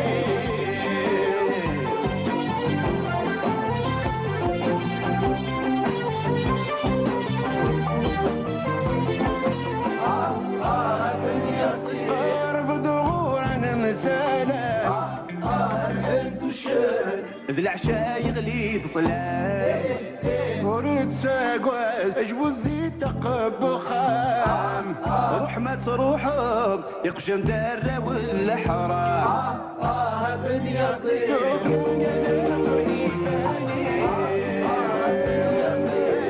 السوق من مساعة Voilà, j'espère que vous avez apprécié ces rythmes, cette chanson. On va continuer avec l'actualité culturelle cette fois-ci, avec bien sûr le programme de Ramadan. Il s'annonce assez chargé, assez aussi intéressant, avec tous ceux qui vont nous en parler ce matin autour de la table. Ce matin, on va commencer par les dames. Sabrina Natouri, bonjour et bienvenue.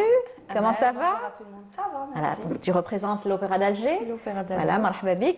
Avec nous également Mohamed Shamseddine Mzien, bonjour. Bonjour. Bienvenue parmi Vous allez nous. bien? Très bien, Très marhaba bien, bik. Vous représentez les établissements agriculture. Exactement. Et avec nous également Tariq Ouhadj, bonjour. Bonjour. Bienvenue.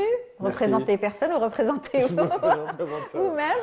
Vous allez nous parler donc du programme donc, que vous allez animer durant les soirées de Ramadan. Quatrième édition déjà du Técho. Exact. En tout cas, un programme très intéressant. Sur le port de Sédéfarj. Tout à fait. On va en parler dans un moment. On va donner encore une fois la parole à Sabrina qui va nous parler donc de l'Opéra d'Alger avec un programme riche, j'imagine. Oui, cette fois à Ramadan, Inch'Allah, on aura un programme riche qui englobe plusieurs styles, plusieurs genres, du malouf, du kabyle, du haouzi, d'algérois. On va commencer nos soirées de Ramadan avec une soirée haouzi avec Hamidou.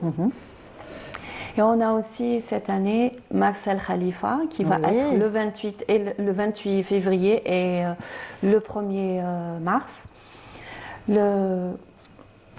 Par l'occasion, on invite tout le public algérois et algérien, pourquoi pas, à s'approcher de l'opéra pour s'acquérir des billets qui seront disponibles à partir d'aujourd'hui. L'ouverture, ça sera de midi à 19h pour l'achat des billets, sinon en ligne. Sinon, les soirées commencent à quelle heure en général? À 22h. À 22h. Pile. Pile. Très bien. Il y aura du monde, j'imagine. Peut-être la première semaine un peu boudée, peut-être un peu timide, mais bon. La première semaine, on a évité. On commence nos soirées à partir du 26 février. Comme ça, les gens s'habituent au rythme de Ramadan et Inch'Allah, on commence à la bonne heure. Alors, les stars qui vont venir, ce sera donc Marcel Khalifa, par exemple. Il y a Hamidou, il y a Samir Toumi, il y a Rabah Asma. Et je pense que tous nos artistes sont des stars et chacun son style, chacun avec sa touche artistique. Hein. Exactement. Pas de comédie musicale, pas d'exposition en parallèle? Non. Pour l'instant, il n'y a pas, mais à l'avenir, Inch'Allah. Très bien. On continuera, bien sûr, à en parler. Avec nous, donc, les établissements agriculture vont faire mieux, peut-être? Il y a une compétition, il y a un programme qui est très varié, concurrence. très culturel, très éducatif aussi. D'accord. Quand on dit très varié, ça peut être allant du nord d'Algérie jusqu'au sud d'Algérie. Il y a tout ce qui est andalous, tout ce qui est sha'bi, tout ce qui est haouzi aussi. On a par exemple, comme avec Opéra, on a Samir Toumi qui est aussi parmi nous. Dans tout ce qui est de la musique de jeunes, on a aussi Jam ou encore Babylone, Camilon qui va assister aussi. Super. On a encore Naïm Adzeria aussi dans le style algérois. Et puis les spectacles sont dans la salle de Ibn Khaldoun ou encore dans la salle Cinéma Sahel qui se trouve à Chiraga. Les spectacles débuteront majoritairement vers 22h, 22h30 et ça serait pendant toute la durée du Ramadan. D'accord. Tout ce qui est billetterie, il y a une billetterie en ligne ou encore on pourrait acheter directement au guichet qui se trouve à la salle de Ibn Khaldoun. Carrément. Carrément, oui, directement. Et puis on a d'autres invités, par exemple Manel Gharbi aussi, qui sera parmi nous. On a aussi Samir Toumi, je ne sais pas si je l'ai cité oui, ou pas. Oui. On a aussi des programmes enfants dans nos structures, par exemple à Beblouad ou encore à Draria, mais encore à Sudania. C'est des spectacles enfants qui sont gratuits, bien évidemment. Par exemple... Toujours en soirée? Toujours, oui, non mais oui. Il y a des spectacles d'enfants qui débuteront à 21h, mais il y en a d'autres qui sont dans la journée, durant le mois du Ramadan. Mais par exemple, ça serait à 16h plutôt. Voilà, ça va un petit peu les occuper. Ça va un petit peu varier les horaires et ça va occuper les mamans aussi, qui pourront préparer le ftour très calmement et très paisiblement. Par exemple, il faudrait que les papas soient disponibles aussi pour les emmener. Oui, bien sûr. J'imagine que c'est le week-end. Oui, voilà, majoritairement pour les enfants, ça serait le week-end. Mais tout ce qui est spectacle, tout ce qui est soirée shabi, ça serait durant tout le mois du Ramadan. Chaque jour, il y aura un spectacle, chaque jour, il y aura une soirée. Très bien. Et ça serait très varié et très attractif. Parfait, parfait. En tout cas, on sera là pour couvrir, pour y assister, pour recevoir les invités, pour parler donc de leur soirée, leur spectacle. Ça vous dit un thé chaud? Oui, avec plaisir. Allez, on va vers Tarek pour nous parler donc du thé chaud. Belle transition. Alors, c'est un rendez-vous maintenant, oui. Ça y est. C'est un rendez-vous, exactement. Donc le concept, c'est il y a deux formules. On peut prendre le iftar avec le spectacle ou seulement le spectacle. Donc venir après le iftar et assister au spectacle. Ça marche. Les spectacles commencent en général entre 21h30 et 22h, puisque le iftar est assez tôt cette année. Sinon, voilà, on est aussi sur différents styles. On a aussi lancé cette année des duos, c'est-à-dire qu'on a dans la même soirée deux groupes ou deux artistes. Par exemple, le 26, on a une soirée Tergui Assouf avec Abdullah Tinariwan, donc le leader du groupe Tinariwan, qui sera accompagné de Kader Tarhanin, qui est aussi une des stars de cette musique touareg. Le 28, on a une soirée Rai avec un groupe qui vient d'Oran qui s'appelle Touarin, qui fera la première partie de la Diva Zawania. Donc on est sur des concepts sur des un peu... thématiques. Sur des thématiques. Et des styles musicaux. Exactement. On aura aussi une comédie musicale. Vous parliez de comédie musicale. On a un spectacle qui s'appelle Kasbah mon amour, qui vient, donc qui va parler du Sha'bi, de la Kasbah. Donc il y a Atman Ben Daoud qui déclame des poèmes, qui parle un peu d'anecdotes, d'histoires de la Kasbah. Il y a des images aussi culturelles. Il y a beaucoup de vidéos qui passent de Mariam Fakkaï, Fadela Dziria, de tout comment ça se passait avant à la Kasbah. C'est tout un programme qui a été joué à l'étranger. Qui a été joué, qui a plus de 160 dates à l'étranger, qui n'a jamais été joué en Algérie, alors que ça part d'Alger. C'est une exclusivité pour Ramadan. Ça sera le 5 mars, donc à Dar Raïs, avec une troupe Sha'bi où on aura Rabah Khalfa à la percussion, Petit Mouh au banjo, les frères Djem'i donc au chant et au mandol. C'est vraiment la crème du Sha'bi qui sera là, et donc avec ce mélange de théâtre, de vidéo, de musique. Pour Ramadan en général. Exactement. Donc c'est vraiment une soirée exceptionnelle où on invite les gens à venir voir ce spectacle qui va parler d'Alger, de la Kasbah. Sinon, on a... Une date qui va marquer aussi, deux dates, le 7 et le 9. Le Bosta. Le aussi, donc c'est dans le style Araï, donc le Bosta le 7 et le 9 mars. Sinon, on commence par de l'humour avec Abdelkader Sector le 25 février, qui est déjà complet cette date. Donc on a rajouté une date le 15 mars, donc on clôturera avec lui. Sinon, on a aussi des groupes pas mal comme Gnawa Diffusion qui reviennent depuis 2018, donc ils seront là le 11 mars. Gada Diwan Béchar le 12. Une soirée Kabyle avec Morad Gerbas le 13 mars. Dmaoui Africa le 14, Shemso Friklan le 27 février, Amin Babylone le 1er mars, le 6 Index le groupe Index, après le retour de l'année dernière. Là, c'est un peu la confirmation. Tous les genres musicaux, tous les genres musicaux, on essaye de répondre à différents publics. Les billets sont en vente en ligne sur une application. On peut aller sur nos réseaux sociaux, donc T'es chaud, on aura tout le programme, toutes les informations. Les soirées vont commencer à partir de 22h, Paris. Alors nous, ça dépend. on va ouvrir à 20h. Donc nous, on est ouvert à 20h.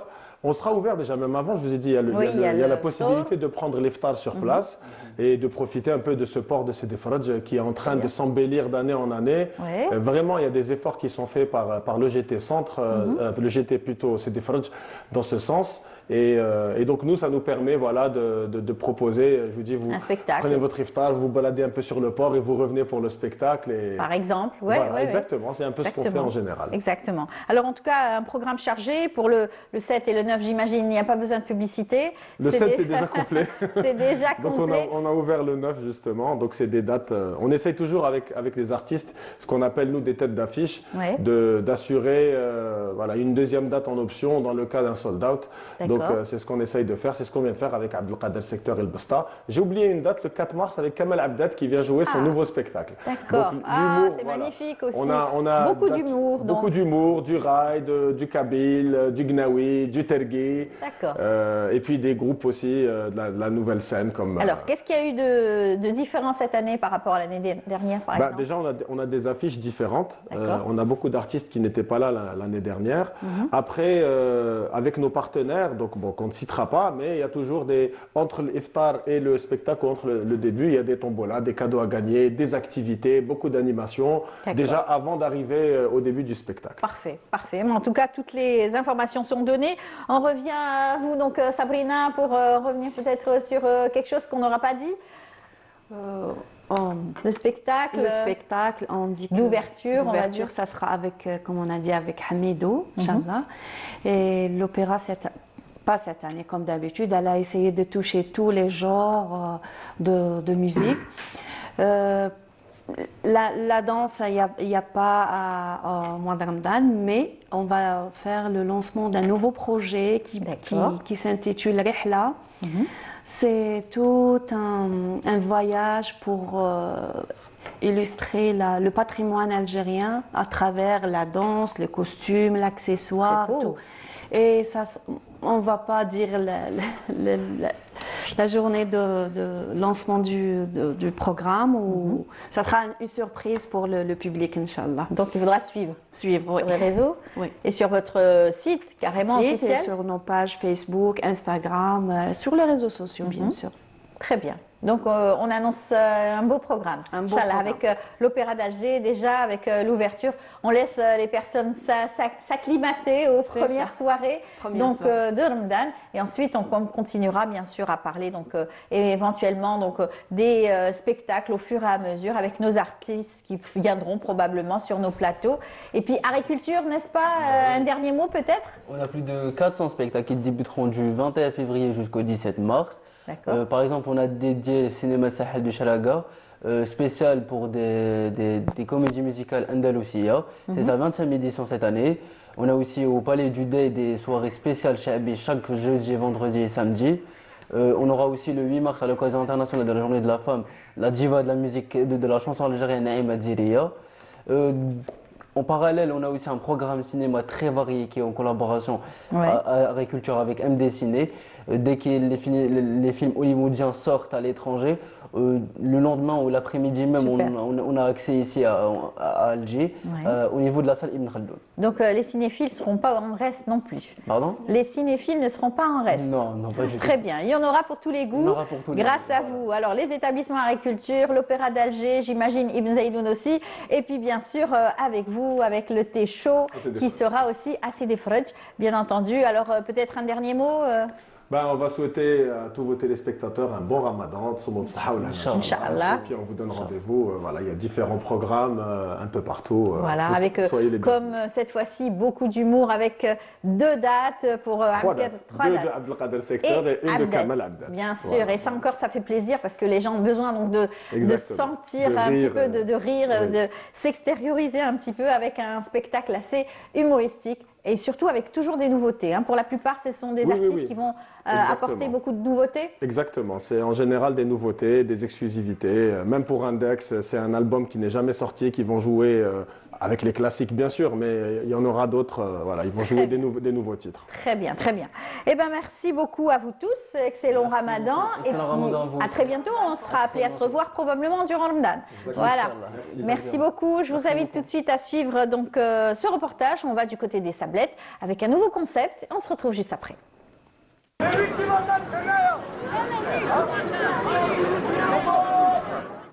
Il a suffi d'un appel lancé sur les réseaux sociaux et voilà que 3 clubs de running se réunissent. Un seul objectif, courir ensemble. Les groupes Sbah El Run, Momentum et Sparte ont uni leurs forces pour créer un rassemblement d'envergure. Résultat, une mobilisation massive des centaines de participants réunis autour d'un même point de départ. Une organisation fluide, structurée par niveau, un dispositif simple mais parfaitement coordonné. Alors le concept c'est quoi? C'est joindre l'utile à l'agréable. C'est quoi? Donc c'est de courir et en même temps l'agréable c'est de partager tous ensemble un brunch. On a rassemblé des gens gagnent kif kif. Il n'y a pas de concurrence, il n'y a pas de compétition, il n'y a pas de médaille, il n'y a pas de واحد. Le but le plus important c'est de partager la passion تاعنا. L'essentiel باش سما نسوليسيتيو زعما بوسيو لي بيرسون باش يديروا لو بروميير با باسكو هو لو صعيب مع ان جروب اللي موتيفيهم ديرون توت لا سيونس. Dès les premières minutes, l'énergie est palpable. Débutants, amateurs ou coureurs expérimentés, chacun trouve sa place. Les 4 km pour s'initier, 8 km pour se challenger, 12 km pour les plus pros. Ici, la performance individuelle passe après la dynamique collective. On court pour soi, mais surtout avec les autres.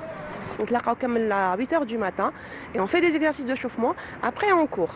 On a vu qu'il y avait un nouveau concept de Sbah El Run qui était tout simplement partir courir et ensuite on se posait tous en groupe pour un brunch à un café à Alger. Donc j'ai bien aimé l'idée, j'ai commencé comme ça. Ensuite, à fur et à mesure, j'ai commencé à vraiment aimer. On a même participé au semi-marathon d'Alger. Alors, je suis venue pour courir, c'est pour pratiquer et tout. On a découvert les clubs sur les réseaux et ça nous a motivés. Du coup, ça me fait vraiment plaisir d'être entouré d'une communauté qui t'encourage à te pousser physiquement et mentalement, surtout à faire du sport avant le Ramadan. Il y a une bonne ambiance, il y a beaucoup de jeunes. On fait des connaissances, des nouveaux amis, tout ça, ça fait du bien un peu. Au-delà de la course, c'est une nouvelle manière de faire du sport qui s'impose. Accessible, gratuite et collaborative, en quelques publications, des centaines de personnes quittent les écrans pour se retrouver. La preuve que le digital peut créer un lien réel et faire avancer toute une communauté.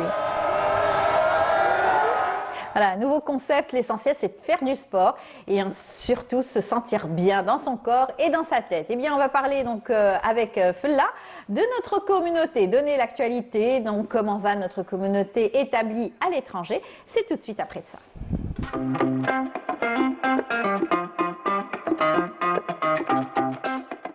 Bonjour Fella. Bonjour Amel. Comment vas-tu? Ça va très bien, et toi? Très bien, merci. Tu as passé un bon week-end? Oui. À Canal, on travaille le week-end. En plus, on s'est croisés. Tout à fait, tout à fait. Oui. Alors, tu nous as ramené un couffin. J'ai fait des courses. Oui, on va en parler dans un moment. Tu as fait des courses? Ramadan est là, donc moi j'ai pris mes précautions. Déjà? J'ai déjà fait un petit exercice hier. Oui, tu vas nous faire la shorba en direct aujourd'hui? Non, c'est Smaïl qui va nous faire la shorba. C'est notre invité qui est avec nous aujourd'hui. On a le plaisir d'accueillir. Bonjour. Bienvenue parmi nous. Bonjour Fella, bonjour Amel, je suis ravi d'être là. Merci d'avoir accepté notre invitation. Merci à vous de m'accueillir. C'est un plaisir. Marhaba bik. Voilà, donc tu vas nous faire la chose. Ah bah oui, ça, je suis venu pour ça. Je vais détailler après les ingrédients. Alors, خفيفة فيها كلش. فيها كلش فيها الحشيش فيها les épices, le fric. Paprika fumé qui est fait à Béjaïa. Ouais. Il y a de l'huile d'olive. Ouais. Il y a le hashish bien sûr. زروديات. Ah oui, des dattes. Un peu de tout. Citron. Tous les ingrédients et pour tout ça faire une petite shorba. Sur un tronc d'arbre d'olivier. Ah, magnifique. Ça, c'est le clou. Ça, c'est pour couper la viande. Sûr. Mais ça te rappelle rien? Oui, la carte. La carte d'Afrique. Ça, c'est Amerabah, que j'embrasse très très fort, qui a une oliveraie. Qui m'a offert ce trésor. Voilà. Et ça bien date. sûr. Hein.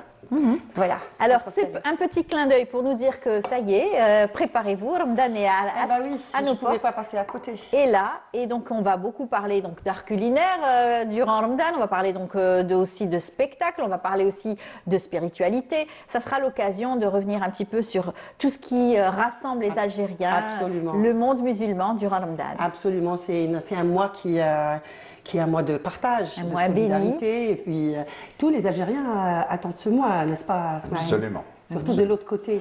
Tous les Algériens partout attendent ce moment et c'est un moment de communion avec tous les Algériens et avec tous les musulmans de par le monde. Oui. C'est vrai, c'est important. Je dois juste préciser que Smaïl est avec nous parce qu'il a fait le grand saut dans le monde du spectacle et il a présenté son premier one-man show à Paris la semaine dernière. Oui. Et c'était un succès, un carton plein, on va dire. Alhamdoulilah. Un carton plein. C'était au-delà de tous les espoirs. J'ai vu la file d'attente. Ouais. Absolument. Les Algériens étaient Elle là. en avait parlé déjà la semaine dernière, Oui. elle l'avait annoncé. Je l'ai annoncé. Et puis c'est vrai qu'on a vu par la suite, la file d'attente était aussi impressionnante. Ça a vraiment, les Algériens et tous ceux qui aiment l'Algérie étaient là. Ils ont vraiment répondu à l'appel. J'étais vraiment flatté. Oui. Ouais, en fait, c'est le livre L'Algérie, tu l'aimes ou tu la kiffes, qui a été adapté et revu et revisité pour être un one-man show et le premier dans la carrière qui est riche déjà de Smaïl Chertouk. C'est un premier exercice. Hein. C'est un premier exercice. C'est un réussi, on va dire. C'est un premier exercice. Ça va, ça s'est bien passé. Alhamdoulilah. J'avais déjà fait du théâtre, mais seul comme ça, en seul en scène, pendant 1 heure face au public. C'était un saut quand même, mais c'était voilà, le moment était beau. Le trac était là au début. Le trac était là, mais c'était une énergie aussi. D'accord. Une énergie positive. Positive. Il faut dire que pour un premier spectacle, la salle d'habitude elle est réservée pour les grands artistes qui ont de l'expérience. D'habitude, les débutants ont des salles de 30 places, 40 places, 50 peut-être. C'est vrai. Il a raflé la mise. C'est dur, hein? 300 personnes. Bravo, hein? 300 personnes. On s'est dit autant commencer en grand. Et on se sent comment à la fin d'un spectacle comme ça, surtout pour une première? On est très très soulagé. Je me sentais beaucoup mieux à la fin. Qu'au début? Qu'au début. Oui, au début, non, j'étais vraiment heureux. C'était vraiment une joie très collective, très très partagée. J'étais très très proche. La salle déjà permet ça. L'ambiance et cette algérianité aujourd'hui très vivace, très vibrante permet ça aussi. Il y avait vraiment, les gens étaient venus parler de ça, qu'on se retrouve autour de notre algérianité. Surtout quand on termine un spectacle et on prend l'avion pour atterrir à Alger, c'est quelque chose. C'est quelque chose. Voilà. Et il était question aussi d'histoire. Dans le spectacle, il y avait un petit peu d'histoire, beaucoup même d'histoire. Et l'histoire, c'est aussi cette histoire douloureuse. On va en parler parce que la semaine dernière, on a commémoré une date qui marque les explosions nucléaires dans le sud algérien, dans le Sahara. Et ça a fait l'objet d'un colloque à Paris et avec la participation de Larbi Ben Chiha, un spécialiste du dossier d'ailleurs, toute une enquête qu'il a réalisée, un cinéaste, documentariste, qui a travaillé sur ce dossier depuis une vingtaine d'années. 5 documentaires, plusieurs déplacements, des témoignages, des recherches et il parle justement, et il intervient dans une vidéo qu'il nous a envoyée à propos de ce colloque et à propos de son intervention qui a été, qui a été pertinente d'ailleurs. Il faut savoir que la première installation d'un centre nucléaire était entre 1929 et 1930 dans la région de Chega, du côté de Tougourt d'abord. Après, c'était du côté de Oued Nammous. Et d'ailleurs, ce centre était connu sous le nom de le code B2 Nammous, et qui étaient les premiers centres qui ont été installés par l'armée française à l'époque. Donc, et bien sûr, le prétexte, c'était que ces régions-là étaient des régions désertiques, isolées, sans vie, et donc ça justifiait un petit peu ces installations, ces essais. Ils appellent, c'est-à-dire le colonialisme ou l'armée française appelait ça les essais. Pour minimiser un petit peu l'impact, hein. C'est en fait des explosions. Mais la vraie appellation, bien sûr, c'est des explosions nucléaires qui ont fait des dégâts. On peut écouter l'Arbi Ben Chiha tout de suite. Ce qui a particulièrement retenu mon attention est la construction d'un discours d'acceptabilité autour de ces expérimentations militaires. Le général Charles Ayré, chargé de la prospection, décrit le Sahara comme un espace sans vie, où tout est mort, presque lunaire, disait-il. Cette description est évidemment fausse, mais elle permet de légitimer un choix stratégique lourd de conséquences. Des témoins racontent que le 13 février 1960, les militaires les ont fait sortir de leur maison pour observer l'explosion. Les yeux fermés, disent-ils, ils voient pourtant un éclair aveuglant, entendent une détonation assourdissante, sentent la terre trembler et voient certaines habitations s'effondrer. L'histoire du nucléaire français ne peut se réduire à une réussite technologique ou à une nécessité stratégique. Elle pose une question fondamentale de responsabilité politique, scientifique et morale. Le silence, l'absence de reconnaissance et la non prise en charge des victimes sahariennes montrent que cette sombre page de l'histoire reste ouverte. Cette histoire occultée nous oblige à poser une question centrale et dérangeante. Jusqu'où un État peut-il aller au nom de la puissance militaire en piétinant la dignité humaine et en compromettant l'avenir des générations futures? Voilà. Exactement. Voilà. La question reste posée. Tout à fait. Parce qu'on ne trouve pas de réponse en fait à cette question. Et voilà, le dossier reste ouvert. En tout cas, de notre côté, l'Algérie a commencé une opération de décontamination. Et il y a déjà des camps qui ont été installés, des camps modèles du côté de Dinéker. Et il est question de réhabilitation et de la région. On va ratisser toute la région et ramasser tout ce qui est déchets dans des conteneurs béton populations étanches. Qui en souffrent encore aujourd'hui. Hein. C'est un travail énorme qui est fait, étant donné que la partie française n'a pas réagi par rapport à ce dossier. On n'a pas encore pris les choses en main. Donc l'Algérie, il faut toujours avec ses compétences, dénoncer, avec son armée, encore une fois, avec ses hommes, a commencé le travail et ça va durer, j'imagine, ça fait partie des crimes coloniaux en tout cas. Absolument. Autre information, Smaïl, là, scientifique médical, c'est un colloque qui a eu lieu au Sénat. En Algérie, et avec la participation d'un invité qu'on a déjà eu, un grand monsieur Khalifa Aït Saïd, le docteur spécialiste en neurologie générale, mais de la chirurgie robotique et de la transplantation. Il était question de la transplantation justement, et docteur Oussaïd a cette grande ambition d'installer un centre de transplantation, de formation, transplantation des organes, qui est un véritable problème et une problématique ou un sujet qui est aussi d'actualité, d'actualité, mais qui est aussi souvent mis sur la table pour pouvoir trouver des solutions à ce problème. On va écouter tout de suite Dr Aït Saïd.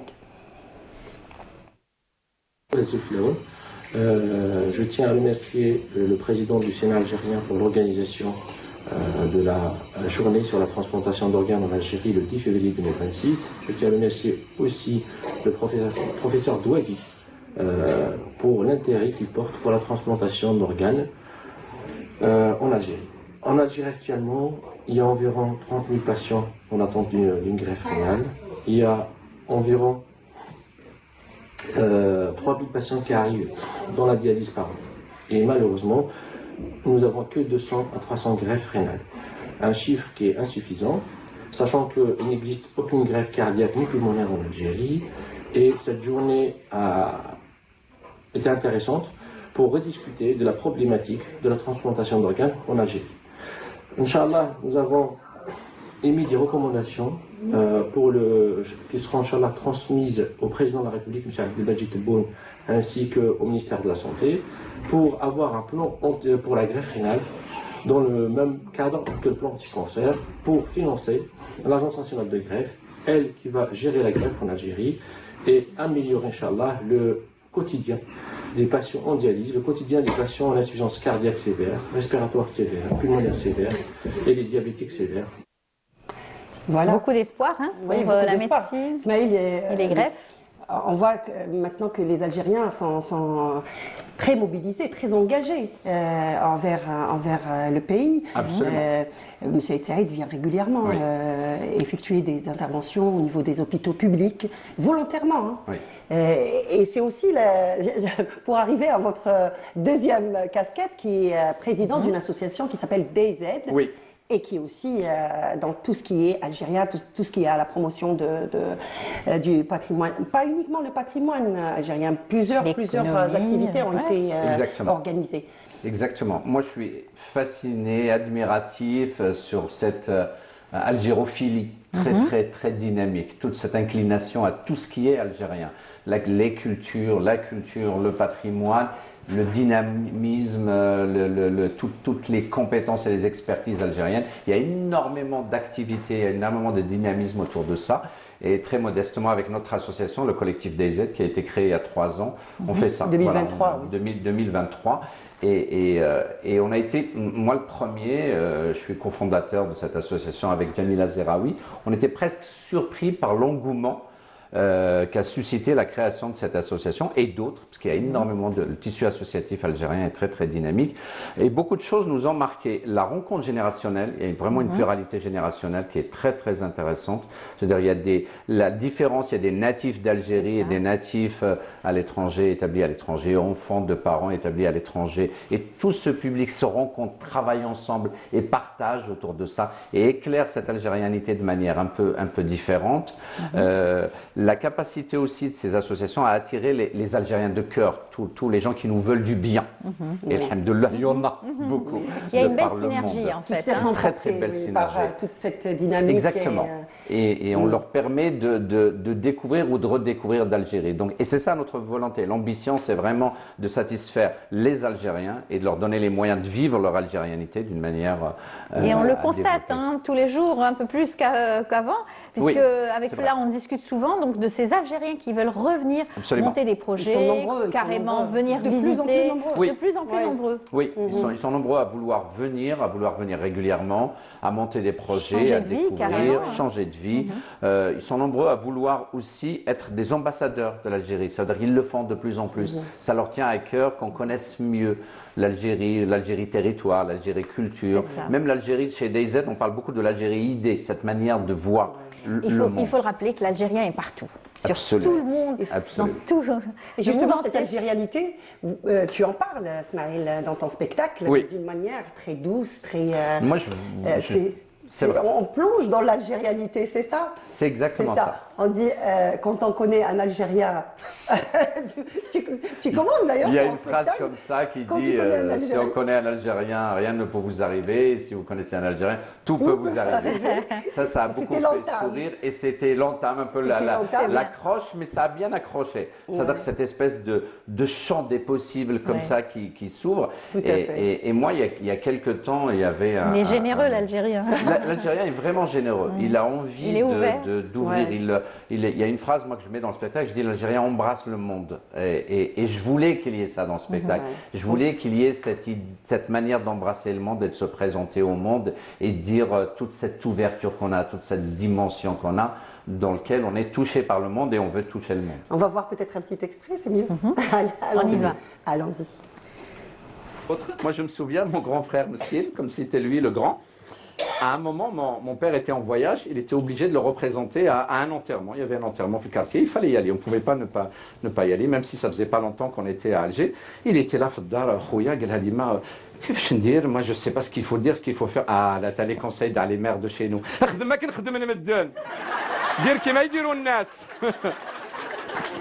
D'accord, va te débrouiller avec ça. Va faire ta vie avec ça. Miskin, il y est allé. D'accord, je vais faire comme font les gens. Il s'est mis à écouter et tout. Ou alors les enterrements fleublette, c'est génial. Nas gardini gassro. Ils gassro, yaklo et tout. Et il y a juste le moment de la condoléance, des condoléances. Ils embrassent la personne et vous avez vu, ils chuchotent quasiment à l'oreille en l'embrassant. Donc on n'entend rien.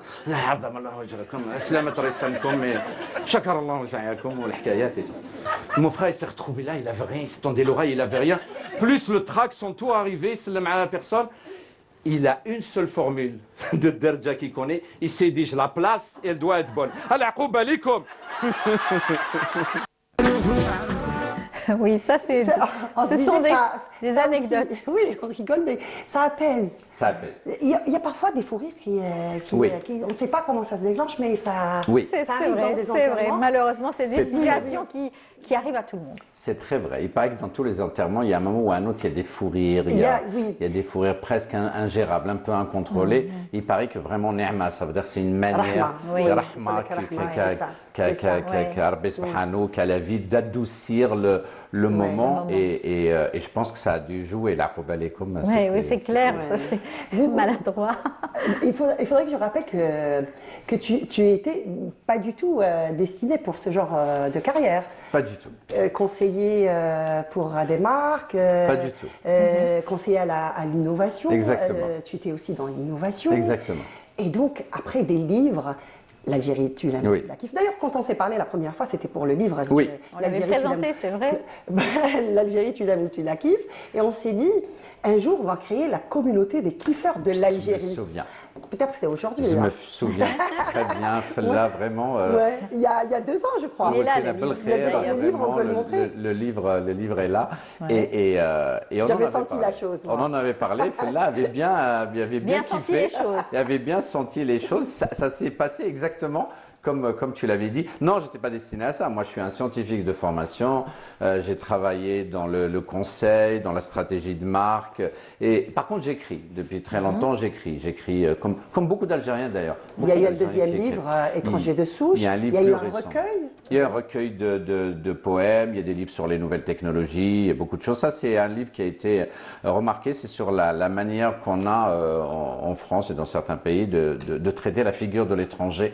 Et je l'ai appelé étranger de souche pour bien qualifier cette notion de français de souche, qui, de l'avis même de Catherine Wittol de Vanden, directrice de recherche au CNRS, qui a préfacé mon livre, qui est très porté sur ces appartenances étrangères, sur tous ces gens venus de partout, qui ont fait le monde, vraiment une approche sociologique. La composante d'une société d'ailleurs. Et en fait, le côté souche ne repose sur absolument aucune base, ni scientifique, ni anthropologique et tout. C'était un besoin de faire ce spectacle? Et le spectacle, pour moi, c'était vraiment un besoin. D'abord, il y a des gens, quand ils ont vu le livre, et la manière dont se passaient les moments, les dédicaces, etc., ils nous disaient tout le temps, il faut l'incarner, ce livre. C'est bien. Il faut que ça devienne un moment. Je les ai écoutés, donc j'en avais besoin et le public le demandait. Donc, et quand je vois comment ça se passe, je suis content d'avoir sauté. C'est bien parce que l'écriture, entre l'écriture donc d'un livre et l'écriture pour un scénario, enfin sur un spectacle, c'est différent. Non, ça n'a vraiment rien à voir. D'ailleurs, il y a une réaction que j'aimerais lire, un spectacle qui ne demande pas si tu aimes l'Algérie, il te l'a fait kiffer. D'accord. Ça, c'est une des réactions. Et, là, il nous reste 2 minutes. 2 minutes, peut-être qu'il faut donner le programme de DZ. Oui. DZ, on va lancer, d'abord, on est très très actifs, on fait des concerts, on fait des débats, on fait des after-work avec les adhérents et d'autres personnes. Et on a 2-3 choses nouvelles qui arrivent, on en est assez content. On va lancer des cours de théâtre B'Derja et tout en France, et c'est ouvert absolument à tout le monde. Et on dit bien dans notre communication que ça va destiner aux 2 choses, apprendre le jeu théâtral et ou apprendre Derja. Donc on est content, ça va être avec le comédien algérien Nidal Mellouhi, qui va vraiment donner ces cours-là. On va faire d'autres concerts. On a fait Shaou Abdelkader, on va faire Raina Rai et d'autres, un concert de musique kabyle. Une date peut-être? Une date. Les cours de théâtre vont être lancés à partir du mois de février. Donc là, c'est parti. C'est noté. Et d'autres, un événement sur l'environnement. On aura le temps juste d'offrir Donc en dehors du coup qui est pour toi, Smaël. Merci. Donc avec grand plaisir. Il va nous faire un choix. J'ai le plaisir de t'offrir ce livre de Adda Chentouf, Dictionnaire des acteurs et réalisateurs algériens. Excellent. Magnifique. Presba édition. Voilà, ceci. Magnifique. Tu as adoré celui-là aussi, Ben Hamadouche El Jazairi. Oui, ça, c'est un hommage à Mahmoud Arwa, qui nous a quittés cette semaine. En tout cas, un très beau livre qui rappelle encore une fois nos savants et chercheurs aussi algériens. Absolument. Voilà. Et moi, ça, c'est pour toi, Amal. Oh, merci. Merci, Falla. Merci. Voilà. Donc, pour terminer, Smaïl, j'espère que tu présenteras ce spectacle ici en Algérie. Ah, c'est mon vœu le plus cher aujourd'hui de le présenter en Algérie. Inch'Allah. On y reviendra alors. Il faudra revenir aussi pour l'annoncer sur notre plateau. Falla, merci beaucoup. Merci. Peut-être dernier mot, le Moutanabbi B'Darja, qu'est-ce que ça donne? Rapidement, le Moutanabbi, qu'est-ce que ça donne? C'est un moment qui a beaucoup plu parce que j'ai cité le Moutanabbi B'Fosha et à un moment les gens m'ont dit traduisez. J'ai dit je vais mieux faire que traduire, je vais vous le restituer B'Darja et j'ai dit على قد الوحلة تجي الفحلة وناس الهمة تلقاهم تما صغير تصغروا جميع الخلعة الكبير ما تخلعوا حتى محنا. Magnifique. On va souhaiter Sahar Ramadan comme toute la communauté. Voilà. À Dalila qui nous regarde. Sahar Ramadan, Dalila Ahmadi, vraiment et merci pour tout le soutien. Elle et beaucoup d'autres personnes. Shafiqa aussi qui nous regarde probablement. Exactement. Shafiqa, les gens. Et toute la communauté. Toute la communauté. Merci beaucoup, Falla. C'est gentil. Sahar Ramadan. On se retrouvera. Merci beaucoup d'avoir été notre invité ce matin. On vous souhaite une excellente carrière encore une fois sur les planches cette fois-ci. Et puis voilà, on est arrivé à la fin. Merci à toute l'équipe. On se donne rendez-vous dès demain à 8h. Au revoir et bonne journée.